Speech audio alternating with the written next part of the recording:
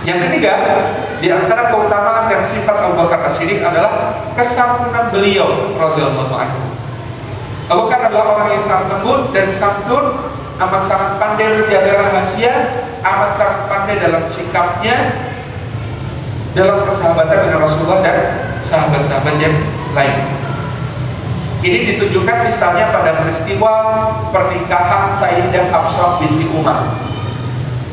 Ketika Sayyidah Hafsah datang dari hijrahnya ke Habasyah menuju ke Madinah, maka tak lama kemudian beliau dalam keadaan menjadi janda karena suaminya meninggal syahid di dalam salah satu peperangan bersama Rasulullah. Maka Sayyidina Umar bin Khattab bersegera untuk mencari-cari orang yang layak menjadi suami Hafsah.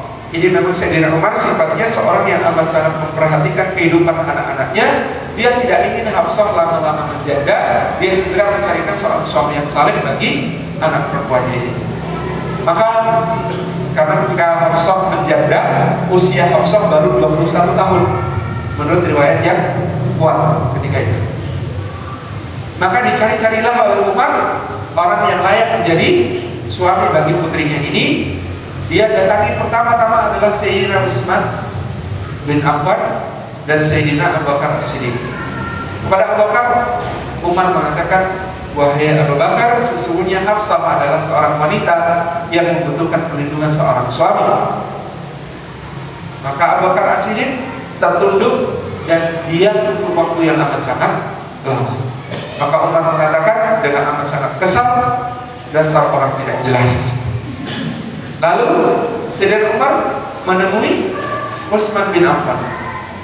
Kepada Utsman dia mengatakan, wahai Utsman, sesungguhnya Hafsah telah janda dan aku berharap ada seorang lelaki saleh yang mau menjadi suaminya. Engkau baru saja ditinggal mati oleh istrimu, yakni Sayyidah Ruqayyah. Maka alangkah baiknya jika engkau menjadi suami dari Hafsah. Maka Utsman kemudian mengatakan kepada Umar, wahai saudaraku, demi Allah, tunggulah waktu, berilah aku waktu 3 hari untuk memikirkan urusan ini. Baik, 3 hari. 3 hari kemudian datang Utsman kepada Umar dan mengatakan, adapun aku, sesungguhnya demi Allah aku merasa belum tergesa-gesa untuk menikah pada saat ini dengan Hafsah. Maka maafkanlah aku. Maka yang berikutnya kemudian Sayyidina Umar bin Khattab mengadu kepada Rasulullah SAW bahwasanya Sayyidina Utsman ternyata tidak berkenan untuk menikahi putrinya. Maka Rasulullah menjawab, semoga Allah mengaruniakan untuk Utsman yang lebih baik daripada Hafsah dan mengaruniakan untuk Hafsah yang lebih baik daripada Utsman. Maka beberapa hari berikutnya terbukti Sayyidah Ummu Kulsum binti Rasulullah yang lebih baik daripada Hafsah dinikahkan oleh Rasulullah kepada Utsman bin Affan. Adapun Rasulullah kemudian mendekati Umar dan mengatakan, wahai Umar, bagaimanakah kiranya jika aku saja yang menikah dengan Hafsah? Ini kalimat khitbah beliau. Maka Umar menjawabnya dengan kalimat ijab, aku nikahkan engkau ya Rasulullah dengan Hafsah binti Umar dengan mahar terserah engkau, dan kemarilah wahai para saksi. Lalu kemudian Rasulullah menjawab kepada Umar dengan kalimat qabul, kata beliau, aku terima nikahnya Hafsah binti Umar dengan mahar sekian-sekian. Jadi ini khitbah, ijab, qabul jadi satu. Maka benarlah Rasulullah Hafsah mendapatkan lebih baik daripada Utsman, yakni mendapat Rasulullah, sementara Utsman mendapat yang lebih baik daripada Hafsah, yakni Ummu Kulsum binti Rasulullah. Nah, ketika kemudian Rasulullah sudah menikah dengan Hafsah, datanglah Abu Bakar mendekati Sayyidina Umar dan mengatakan kepada beliau, wahai Umar, sepertinya engkau jengkel kepadaku akibat sikapku beberapa hari yang lalu. Maka Umar mengatakan, tentu saja aku jengkel, laki-laki kok tidak jelas. Maka Sayyidina Abu Bakar mengatakan, demi Allah, sesungguhnya aku sangat ingin pula untuk menikahi Hafsah. Lalu kenapa kemarin tidak bicara? Karena kata Sayyidina Abu Bakar, aku mendengar Rasulullah pun menyebut-nyebut tentang Hafsah. Lah itu juga kenapa tidak ngomong? Karena kata Sayyidina Abu Bakar, aku tidak ingin membuka rahasia Rasulullah. Jadi inilah di antara sikap satu yang amat sangat luar biasa dari Sayyidina Abu Bakar As-Siddiq. Pertama, ketika dia tahu bahwa Rasulullah juga menghendaki Hafsah, maka dia tidak mendahului Rasulullah melamar Hafsah. Yang kedua, ketika dia ditanya oleh Umar, maka dia tidak menjawab, tidak membocorkan rahasia Rasulullah, dan menjaga kesantunan dan kemuliaan Rasulullah Sallallahu Alaihi Wasallam. Ini yang sangat menonjol pada pribadi beliau tentang kesantunan. Kemudian riwayat tentang sifat Abu Bakar As-Siddiq bahwa beliau adalah seorang yang meskipun lembut tetapi teguh. Ada orang-orang yang ketika kemudian dia lembut sering jatuh pada sifat lembek, mudah mengalah, mudah kemudian diatur oleh orang lain, mudah menyerah pada suatu keadaan. Sementara Sayyidina Abu Bakar As-Siddiq adalah seorang yang lembut tetapi tidak lemah. Jadi sifatnya bukan lemah lembut tetapi kuat lembut. Jadi bukan lemah lembut Sayyidina Abu Bakar As-Siddiq itu, tetapi beliau adalah seorang yang kuat lagi lembut. Salah satu peristiwa yang menunjukkan itu adalah peristiwa tentang Isra dan Mi'raj, di mana dari situlah beliau mendapat gelar As-Siddiq radhiyallahu anhu. Ceritanya adalah ketika terjadi peristiwa Isra dan Mi'raj dan Rasulullah mengisahkan peristiwa Isra dan Mi'raj itu kepada orang-orang Quraisy, maka datanglah orang-orang Quraisy kepada Rasulullah Sallallahu Alaihi Wasallam. Maka datanglah orang-orang Quraisy kepada Sayyidina Abu Bakar As-Siddiq dan mengatakan, wahai Abu Bakar, kemarin kamu mengatakan bahwa Muhammad itu gila. Kami kemarin mengatakan bahwa Muhammad itu gila, akan tetapi kami belum memiliki bukti bahwa Muhammad gila. Adakah kami sekarang datang kepada engkau untuk menunjukkan kepada engkau bahwa Muhammad benar-benar gila, dan kami sudah punya buktinya. Maka saya akan bertanya, apa buktinya kalau Rasulullah SAW itu gila? Mereka mengatakan, wahai Bakar, demi Allah, berpisahlah engkau sejak sekarang dengan Muhammad, janganlah engkau ikut-ikutan menjadi gila, karena demi Allah kami sudah menemukan tanda kegilaan Muhammad. Tanda kegilaan itu adalah bahwa dia pagi ini bercerita semalam dia diperjalankan hingga ke Masjidil Aqsa di Al-Quds, di Palestina, di kota suci Yerusalem. Dan dia mengimani para nabi, arwah-arwah mereka salat di sana.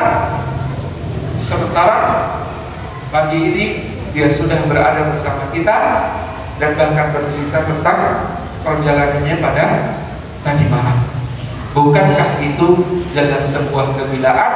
Karena kau pun tahu sendiri, wahai Abu Bakar, kau yang sering berdagang ke Syam tahu sendiri berapa lama waktu yang diperlukan untuk menempuh perjalanan ke sana. Itulah jelas Muhammad benar-benar gila.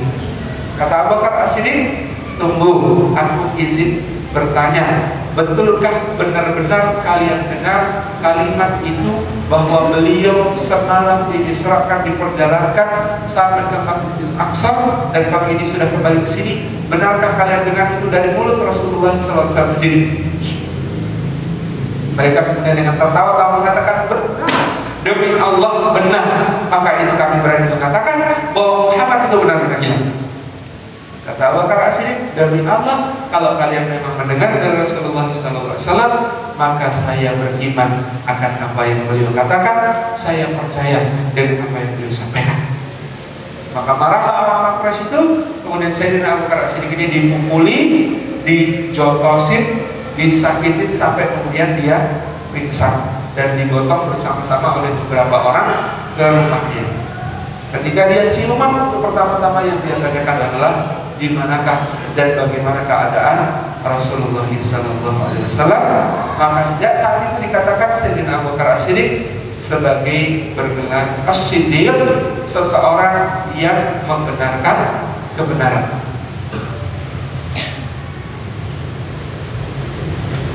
Wa amma man aqqa wa taqal wa saddaqa bil husna. Di antara ayat yang turun tentang Sayyidina Abu Bakar As-Siddiq adalah wa amma, dan adapun man, seseorang yang aqqa, memberikan hartanya, wattaqa dan dia bertakwa, wasaddaqa bil husna dan dia bersiddiq membenarkan terhadap pahala perbuatan baik, terhadap pahala ganjaran kebaikan yang lebih baik daripada kebaikannya. Fasai yasiruhu lil yusra, maka akan kami mudahkan, bukakan jalan baginya menuju kemudahan yang lebih besar di akhirat, yakni menuju surga Allah Subhanahu wa ta'ala. Wa amma man a'ta wattaqa wa saddaqa bil husna. Ini adalah tentang Sayyidina Abu Bakar yang bukan lemah lembut melainkan kuat dan lembut. Dan ini pula yang menjadi kekuatan beliau ketika harus berdiplomasi setelah wafatnya Rasulullah dengan orang-orang Ansar di Saqifah Bani Sa'idah.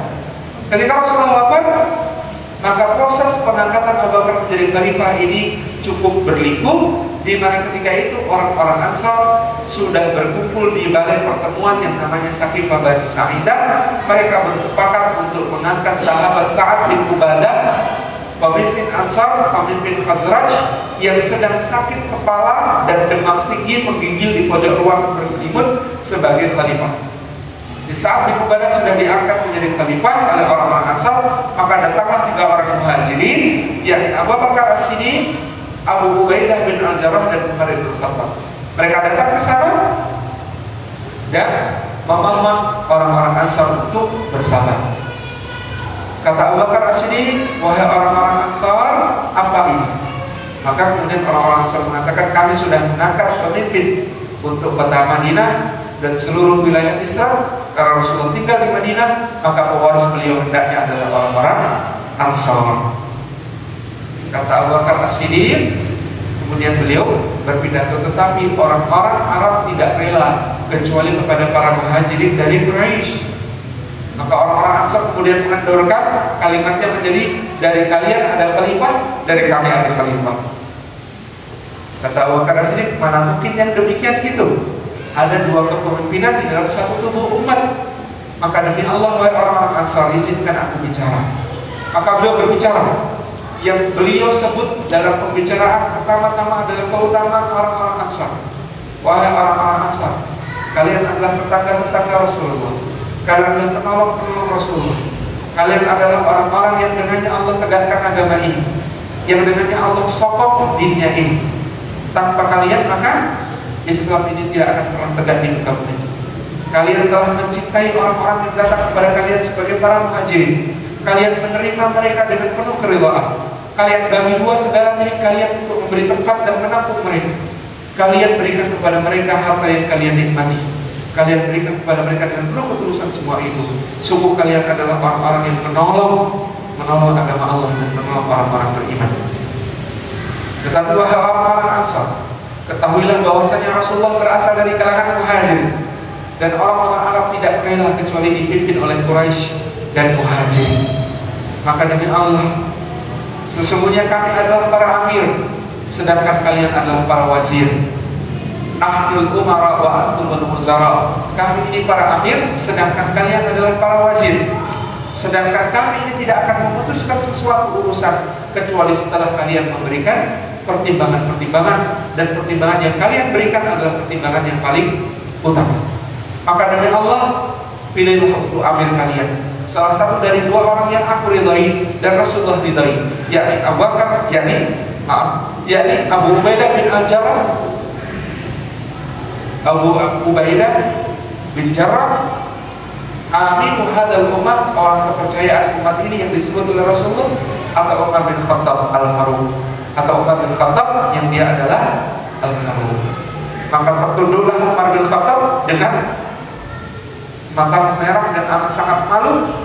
Wajahnya kemudian seperti kepiting rebus, karena kulitnya Umar itu memang putih kemerah-merahan, dan kalau beliau dalam keadaan malu atau marah maka wajahnya memerah. Sementara di sisi lain Sayyidina Abu Ubaidah bin Al-Jarrah gemetaran seluruh tubuhnya dan jatuh terduduk, amat sangat takut bahwa dia yang akan diangkat menjadi khalifah. Umar kemudian mengatakan, aku membayar Abu Bakar As-Siddiq karena dia adalah orang yang paling utama di sisi Rasulullah. Kata Abu Bakar, engkau lebih kuat daripada aku, engkau lebih layak untuk memimpin daripada aku. Kata Sayyidina Umar, kekuatanku adalah pendukung bagi keutamaanmu. Maka demi Allah terimalah baiatku, dan wahai orang-orang, baiatlah as-siddiq, karena dia adalah satu orang di antara dua orang yang dalam gua. Dia adalah imam ketika Rasulullah masih hidup, maka dia adalah juga imam kita ketika beliau sudah wafat. Maka disusul oleh Abu Ubaidah bin Al-Jarrah yang dengan kemudian merasa terlepas dari beban. Alhamdulillah, begitu. Segera membaiat Sayyidina Abu Bakar, diikuti oleh seluruh orang Ansar yang ada. Itu membaiat Sayyidina Abu Bakar As-Siddiq. Inilah diantara keteguhan beliau, dan keteguhan beliau kembali terpuji ketika beliau harus memerangi orang-orang yang riddah, orang-orang yang murtad, dan orang-orang yang menolak membayar zakat. Ketika itu Sayyidina Umar justru melunakkan hatinya dan mengatakan, wahai Amirul Mukminin, maaf, wahai Khalifah Rasulullah. Ketika itu belum ada panggilan Amirul Mukminin, tapi Khalifah Rasulullah. Wahai Khalifah Rasulullah, sebenarnya mereka adalah orang-orang yang salat dan bersyahadat, maka harta dan diri mereka terlindung dari kita, terjaga dari kita. Kata Abu Bakar As-Siddiq, Allah memerintahkan sholat dan zakat dalam ayat yang sama dalam Al-Quran Karim, dalam satu kalimat yang menyatu dalam Al-Quran Karim. Barang siapa memisahkan antara kewajiban sholat dan kewajiban zakat, demi Allah aku akan memeranginya sampai dia kembali kepada ketaatan. Ini keteguhan Sayyidina Abu Bakar As-Siddiq. Dan Aisyah mengatakan, demi Allah aku belum pernah melihat Abu Bakar seperti pada suatu hari ketika dia menjadi khalifah Rasulullah, dan dia keluar dari tempat pertemuan dengan menuntun untanya, dan dia tergopoh-gopoh dengan mengatakan dengan bersungut-sungut, demi Allah andai mereka menolak memberikan kepada kali kekang unta yang biasa mereka berikan kepada Rasulullah, aku akan memerangi mereka sampai mereka kembali kepada ketaatan. Ini adalah keteguhan Sayyidina Abu Bakar As-Siddiq radhiyallahu anhu. Kedudukan Abu Bakar di sisi Rasulullah sallallahu alaihi wasallam. Dari Abdullah bin Umar radhiyallahu anhu, dia berkata, kami selalu membanding-bandingkan para sahabat Rasulullah, maka kami sepakat bahwa sejak dulu ketika Rasul hidup, Abu Bakar adalah yang paling utama, disusul oleh Umar, dilanjutkan oleh Utsman. Muhammad bin Al-Hanafiyah, yakni putra Ali bin Abi Thalib, mengatakan, aku tanyakan kepada ayahku siapa yang paling baik setelah Rasulullah, maka beliau menjawab Abu Bakar. Lalu ditanyakan lagi siapa setelahnya, maka beliau menjawab Utsman. Maka beliau menjawab Umar. Dan aku tidak melanjutkan pertanyaanku karena aku takut jika dia menyebut Utsman sesudahnya, maka di antara pengikut yang ada di belakangnya akan membunuh dia. Kata Muhammad bin Al-Hanafiyah, ini suasananya perang. Suasananya adalah Waqah Jamal, ketika Sayyidina Ali dari satu pihak, ada Sayyidah Aisyah, Talha dan Zubair di pihak lain. Nah, ketika itu fitnah sangat besar, Sayyidina Utsman baru saja terbunuh. Muhammad bin Al-Hanafiyah tanya, siapa yang paling utama? Abu Bakar jawab tadi. Kemudian siapa? Umar. Kalau ditanyakan berikutnya, kemungkinan jawabannya Utsman. Padahal kalau sampai Ali menjawab Utsman, ada orang-orang di belakangnya yang terlibat dalam pembunuhan Utsman, pasti tidak rela dan pasti justru akan membunuh Sayyidina Ali. Maka kata Muhammad bin Al-Hanafiyah, aku tidak melanjutkan tanyaku karena aku khawatir bahwa dia akan menyebut Utsman, maka aku tanyakan kepada beliau. Lalu engkau sendiri bagaimana? Ya, kedudukan Ali sendiri bagaimana?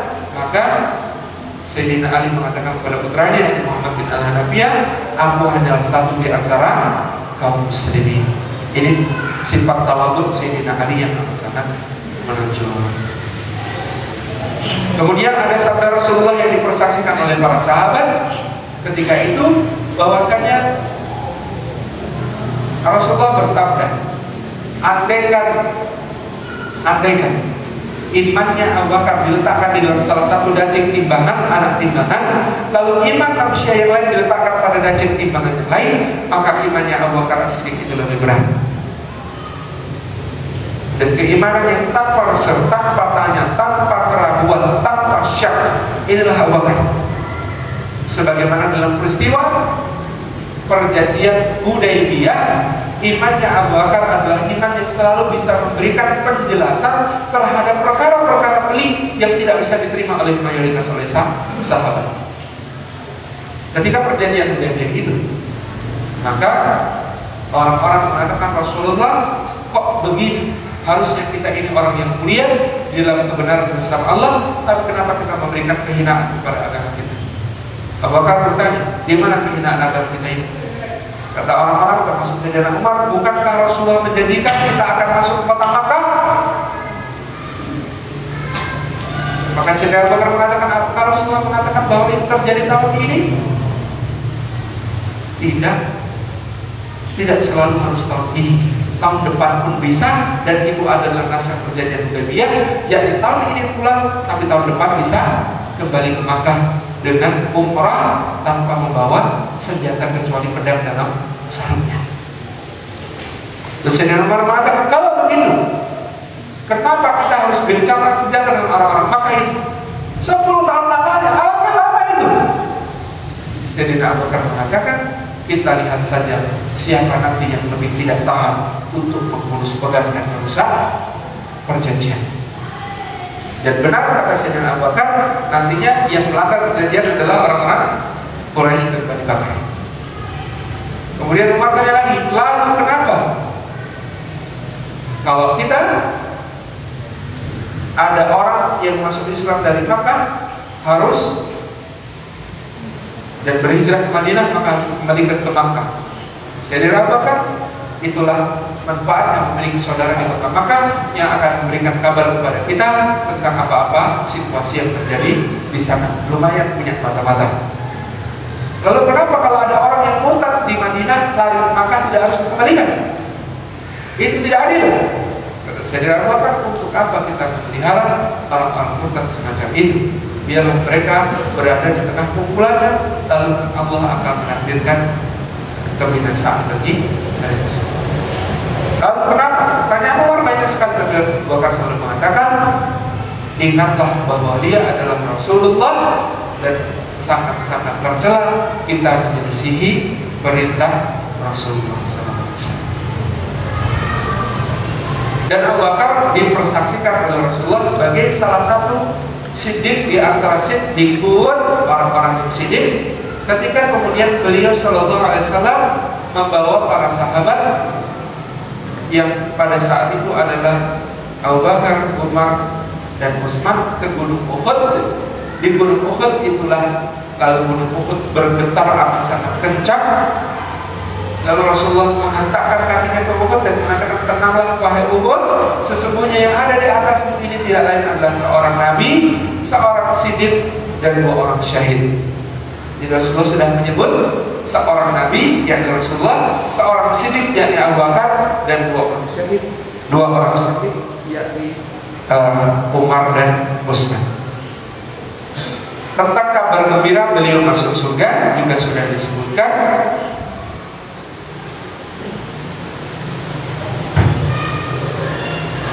Bahwa pada suatu saat Rasulullah SAW berada pada sebuah kebun di kota Madinah. Beliau sedang berada di sana, lalu datanglah seseorang yang meminta izin untuk masuk.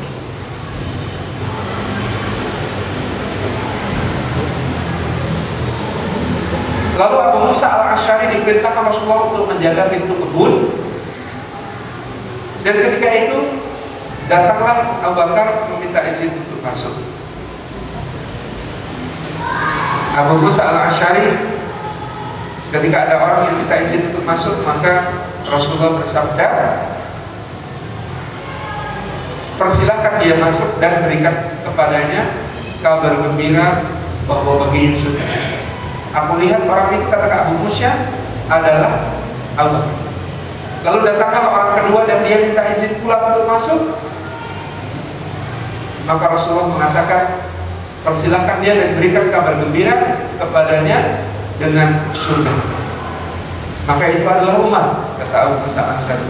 Lalu datanglah juga orang yang ketiga dan dia minta izin untuk masuk. Sementara orang yang ketiga ini berbeda dengan kedua orang sebelumnya, dia menutupi wajahnya dengan sorbannya. Maka Rasulullah bersabda, persilakan dia masuk dan berikan kabar gembira surga baginya disertai musibah yang menimpanya. Maka aku melihat itu adalah Utsman bin Affan. Ini yang dikabarkan tentang surga. Abu Bakar As-Siddiq adalah seorang yang juga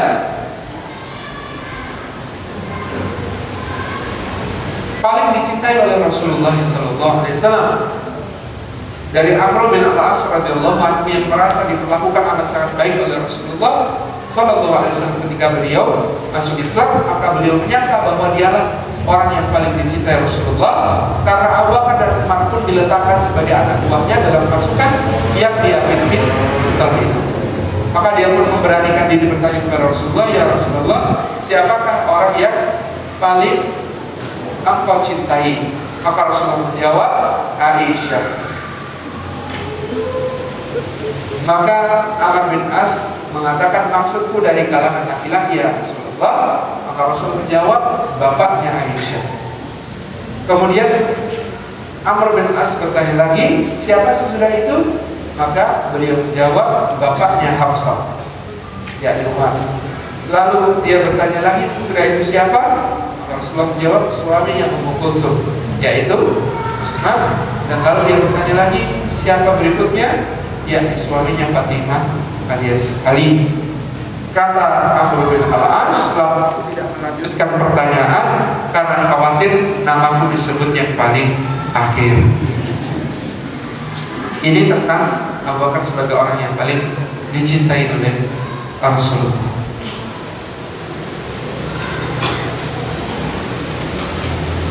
Abu Bakar As-Siddiq adalah orang yang keluarganya diberkahi dan dipersaksikan dari langit tentang kesucian mereka, sebagaimana kisah tentang fitnah yang menimpa hadisul ifki yang menimpa Sayyidah Aisyah radhiyallahu anha. Dan karena Aisyah pula lah turun ayat "Fatayammamu sa'idan thayyiban", maka bertayamumlah kamu dengan tanah yang baik lagi suci.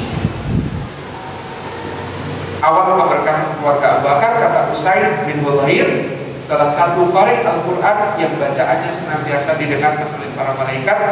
Usaid bin Hudayr Al-Ansari adalah salah seorang sahabat ahli Quran yang kalau dia membaca Quran, di antara karomahnya adalah di atas kepalanya maka akan berpijar banyak-banyak cahaya. Dan kalau dia sedang berada dekat binatang, maka binatang-binatang akan tunduk khusyuk menyimak bacaannya, karena bahkan malaikat-malaikat pun tunduk khusyuk menyimak bacaannya. Ini sahabat Usaid bin Hudayr radhiyallahu anhu.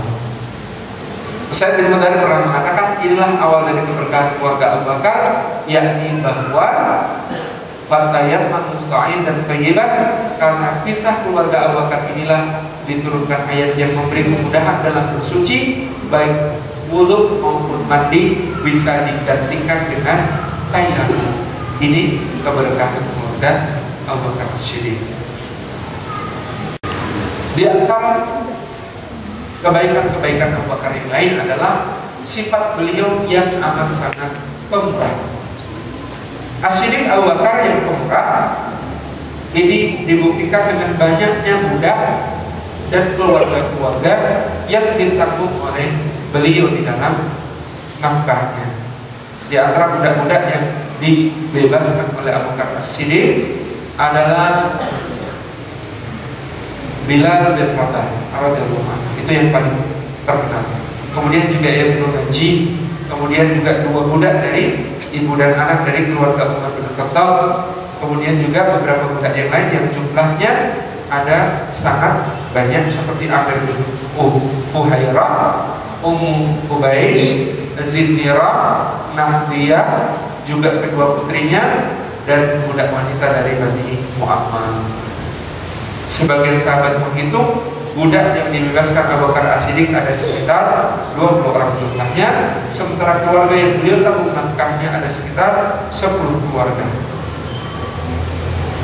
Di antara mereka adalah keluarga Mistah bin Usasah, keluarga Abdullah bin Mas'ud, dan beberapa keluarga yang lain.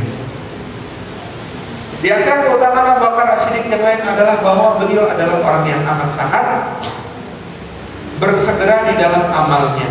Jadi bukan cuma beriman, tetapi karena beliau orang yang beramal salih, dan amal salihnya amat sangat sulit untuk tertandingi bahkan oleh para sahabat yang lain. Sepulang dari peperangan Ghazatul Riqa, suatu Ghazatul Riqa,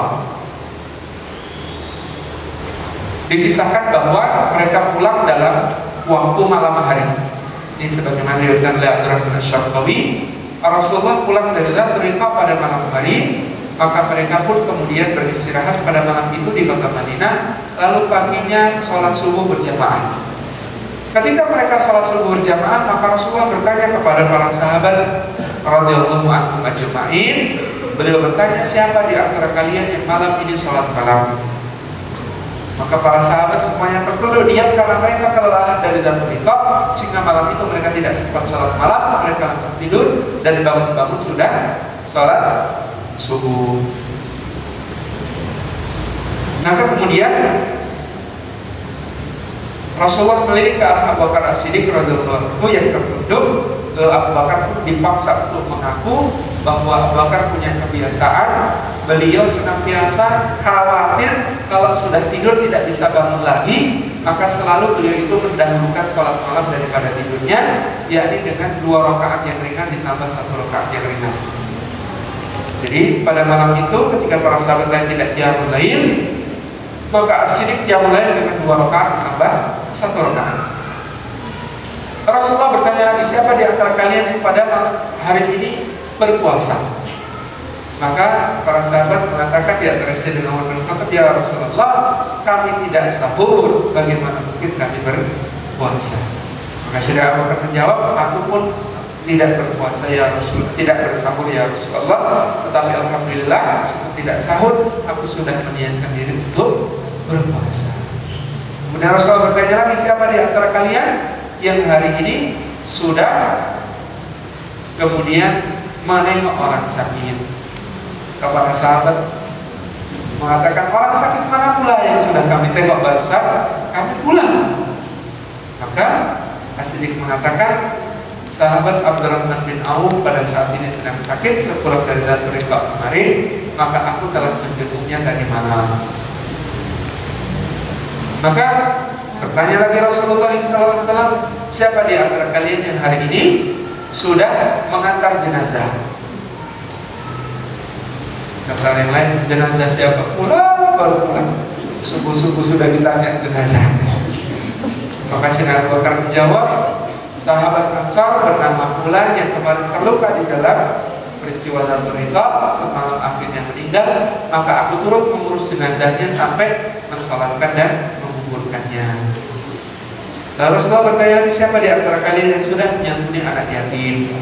Anak yatim yang mana pula? Maka Sayyidina Abu Bakar mengatakan, adapun Fulan yang syahid itu, yang akhirnya meninggal itu, meninggalkan beberapa orang anak yang masih kecil, maka aku telah memberikan kepada mereka pada tadi malam kebutuhan mereka, nafkah mereka untuk 1 bulan ke depan. Tanya lagi Rasulullah, siapa di antara kalian yang sudah menyantuni para fakir? Maka As-Siddiq mengatakan, dalam perjalanan ke sini aku membawa roti-roti yang kemudian kulihat para ahlus suffah, Abu Hurairah dan kawan-kawan yang tinggal di masjid itu berdiri sholat malam dengan sempoyongan karena saking laparnya, dan kemudian roti-roti itu diberikan kepada mereka. Dan seterusnya amal yang sangat banyak dari Sayyidina Abu Bakar As-Siddiq, sehingga beliau ini adalah seorang yang sangat mulia dalam amalnya. Dan dikatakan oleh Sayyidina Umar, sejak saat itu kami tahu kami tidak mungkin untuk bisa menggantikan atau menyaingi Abu Bakar As-Siddiq di dalam amalnya. Kemudian di antara kebaikan-kebaikan Abu Bakar As-Siddiq yang lain adalah ketika beliau memimpin pemakaman jenazah Rasulullah SAW sejak mengurus hingga dikebumikan. Terpilihnya khalifah sampai kemudian amat sangat banyaknya sahabat yang mensolatkan Rasulullah dari berbagai daerah, sehingga Rasulullah itu baru dikebumikan pada hari ketiga setelah wafatnya. Rasulullah itu dikebumikan pada hari ketiga setelah wafatnya. Kemudian perintah surat keputusan pertama, SK pertama Sayyidina Abu Bakar adalah mengirim pasukan Usama yang sempat tertunda karena sakitnya Rasulullah SAW. Yang ketiga di antara yang beliau lakukan adalah kebijakannya dalam musyawarah menyatukan pendapat dan persepsi para sahabat untuk memerangi orang-orang yang murtad dan menyiapkan segala hal sehingga Islam ini kembali kepada asasnya, terjaga asalahnya, terjaga kemurniannya sebagaimana yang ditinggalkan oleh Rasulullah SAW. Yang keempat di antara jasa kebaikan beliau juga bagaimana beliau menerima usulan Umar bin Khattab agar menuliskan pembukuan Al-Quran, yang beliau kemudian menyusun satu kepanitiaan yang dipimpin oleh Zaid bin Thabit, beranggotakan para qurra yang masih ada dan para sahabat utama marja'ul Quran, yakni para referensi Al-Quran, Ubay bin Ka'ab, Mu'ad bin Jabal, Utsman bin Affan, dan yang lainnya, Ali bin Abi Thalib dan yang lainnya, yang kemudian mereka bekerja amat sangat keras dan amat sangat hati-hati di dalam pengumpulan dan penulisan Al-Quran. Setiap orang yang hendak mengajukan hafalannya, maka wajib baginya menyertakan 2 orang saksi. Ini yang dilakukan oleh Zaid bin Thabit dengan amat sangat disiplin. Padahal Anda tahu Zaid itu punya tulisan lengkap mushaf Al-Quran dan dihafal di luar kepala semua ayat Al-Quran. Jadi, kalau kita jadi Zaid bin Thabit, mungkin kalimatnya kan ya Amirul Mukminin, gak usah susah-susah. Ini saya sudah punya mushaf, sudah jadi, kan diterima. Tetapi disiplin, sifat kehati-hatian, sifat ketakwaan menurut Zaid bin Thabit dan para sahabat yang lain untuk bekerja amat sangat keras di dalam pengumpulan Al-Quran ini, sehingga siapapun yang merasa punya hafalan Al-Quran dipersilakan untuk maju dan mendaftarkan hafalan Al-Qurannya itu. Sampai ada seorang sahabat yang memiliki hafalan 2 ayat saja. Di angka itu ternyata ada yang lebih baik daripada sahabat Rasulullah. Ada sahabat yang punya hafalan cuma 2 ayat saja, dan itu adalah akhir surah Al-Baqarah. Sejak amanah Rasul sampai mengsunah al-qawmil kafirin gitu, hafalannya cuma itu. Dan dia datang dengan bersusah payah dan mencari 2 orang saksi dan mendaftarkan hafalannya. Itu pun diterima dengan amat sangat hormat dan ditulis oleh Zaid bin Thabit, padahal sebenarnya yang mendaftarkan hafalan ayat itu sudah ribuan orang jumlahnya.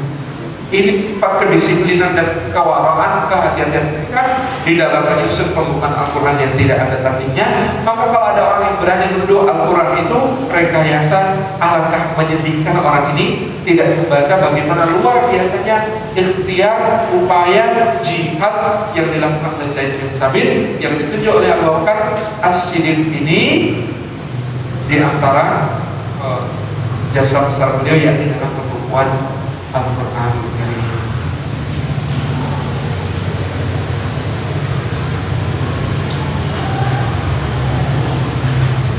Ini tentang para sidik.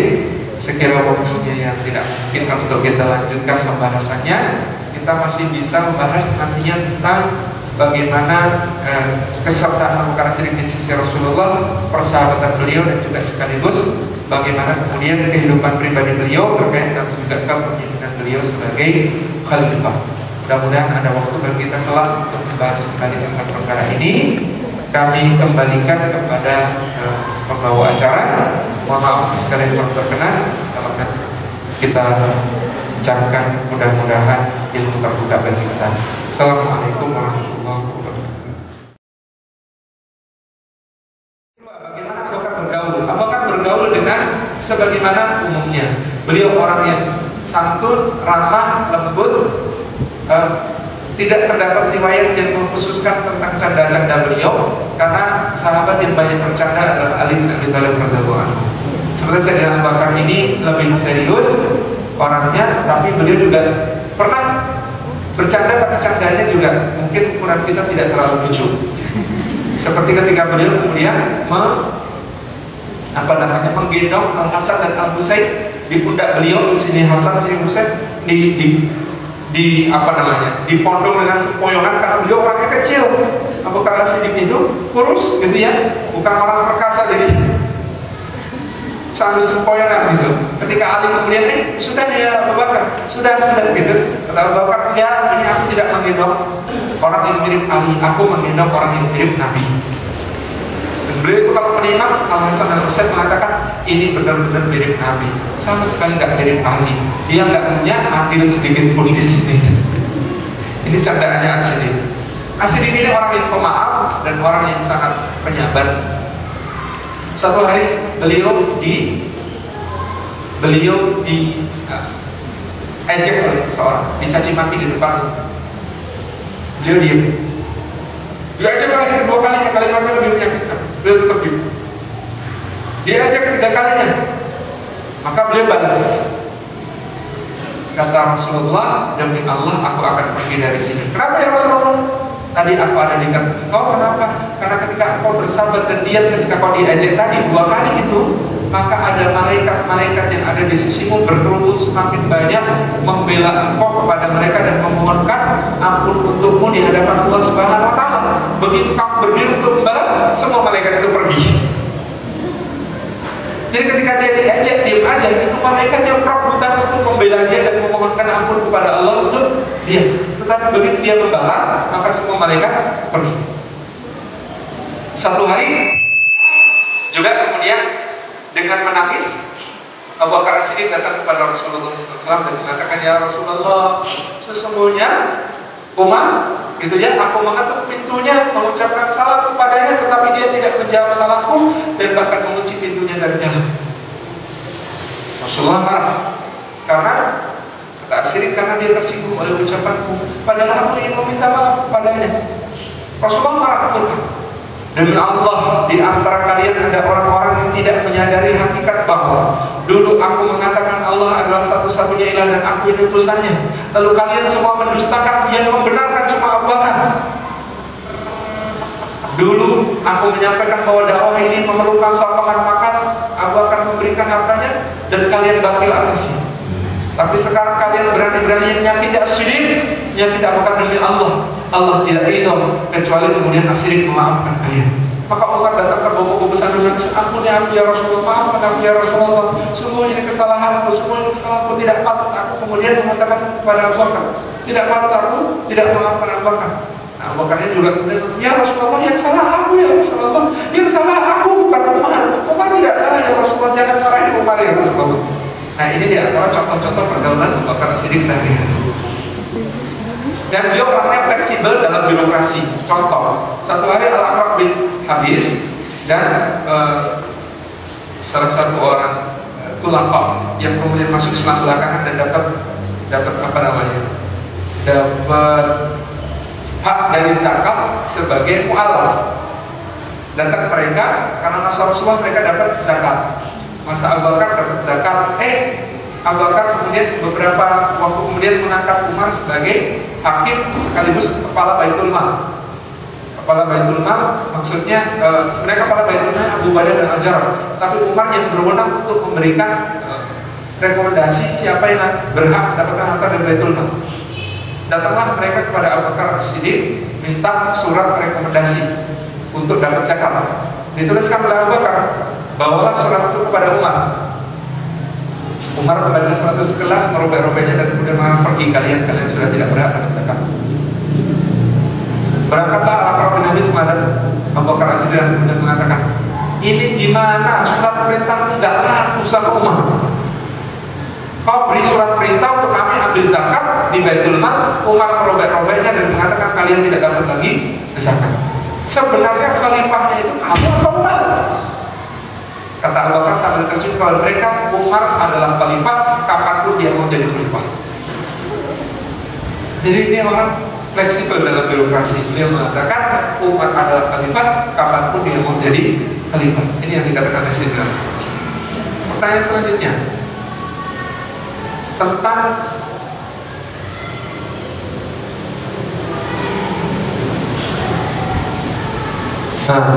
kelaparan. Apakah maksudnya mengganjal batu saat kelaparan? Rasulullah mengganjal dengan 2 batu. Ini karena kita belum pernah kelaparan ya. Kalau saya pernah dulu waktu SD, kemah dan hilang. Dan saya memang kelaparan. Dan ternyata betul kalau kita lapar, kemudian perut kita diganjal dengan batu ini lebih terasa bahwa perut kita terisi sesuatu, sehingga tidak terasa melilit. Dia terlalu terasa lapar. batu ini untuk memberi sugesti kepada kita bahwa perut kita masih sebagaimana adanya, utuh, tidak habis digerumati cacing-cacing dalam pencernaan. Nah, Rasulullah ketika itu karena sakit laparnya, maka beliau mengganjal perutnya dengan 2 buah batu. Ini maksudnya. Jadi mungkin tidak terbayang oleh kita lapar kok terus perutnya diganjal batu, apa manfaatnya. Tetapi memang terasa bahwa orang yang kelaparan itu kalau diganjal dengan batu perut kita, itu rasanya lebih tenang, itu rasanya lebih tenang, itu rasa laparnya tidak terlalu menyiksa. Ini contohnya. Yang lain, makna yang lain, kemudian kita ingin lihat bahwasanya kalau ada kekenyangan, ini bukan klinik, tapi eyang saya, Mbak Putri, itu dulu kalau saya waktu kecil nakal kebelakang tahu ya, bahasa Jawanya kebelakang, bahasa Indonesianya apa? Terlalu kenyang. Itu beliau mengambil iros, you know what the meaning of iros? Iros itu apa ya? Sendok sayur besar yang terbuat dari tempurung kelapa, gitu ya, dan kemudian itu dikerutkan ke perut dari luar. Dulu kuno sairus, telur kuno sairus, tan kuno sairus, pulang kuno sairus, dan dibuang ojo kemaruk. Jadi ada mantranya begitu. Mantranya apa? Selatan sesendok, utara sesendok, tetangga timur sesendok, tetangga barat sesendok, jadi orang jangan serakah. Ini pelajaran penting gitu ya. Itu bukan tunai, tetapi entah mengapa ada sugesti bersat di sana. Ketika habis dikeruk, pakai apa namanya, iros itu rasanya lebih plong gitu. Ya memang kita ini makhluk persepsi. Kita banyak dipengaruhi oleh apa yang kemudian kita persepsikan. Ini tadi termasuk tadi diantaranya adalah tentang mengganjal perut dengan batu.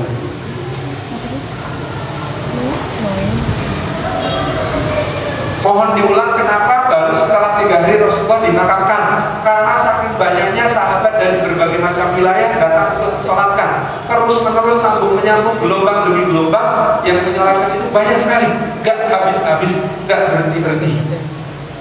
Maka terus menerus datang, sehingga kemudian Abu Bakar memberi keputusan sudah cukup sekarang makamkan. Jadi pada hari ketiga sejak kematian beliau selesai. Bukan 3 hari ya, tapi hari ketiga. Jadi kalau wafatnya hari Senin, maka dimakamkan hari Rabu.